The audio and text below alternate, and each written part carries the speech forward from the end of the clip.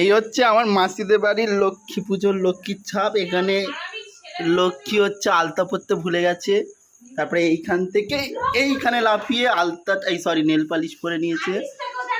তারপরে হচ্ছে এই লক্ষ্মী এইখান থেকে গেছে, পাগুলো একটু এরম হয়ে গেছে, মানে ওই জন্য গিল ধরে এরাম এরাম এরাম, মানে লক্ষ্মী পুরো পা ফেলেনি, লক্ষ্মী এরম করে করে গেছে, এরম করে করে গেছে, এরম করে করে গেছে।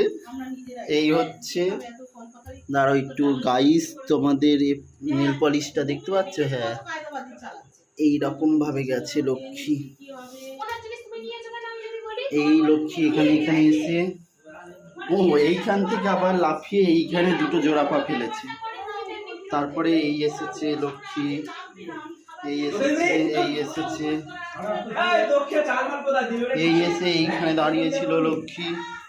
ওখান থেকে আর মানে আবার লাফিয়ে কিতকিত খেলতে খেলতে এইখানে এসে দাঁড়িয়েছে লক্ষ্মী। এইখানে আসার পর ওনার পায়ের নেল পলিশ উঠে গেছে।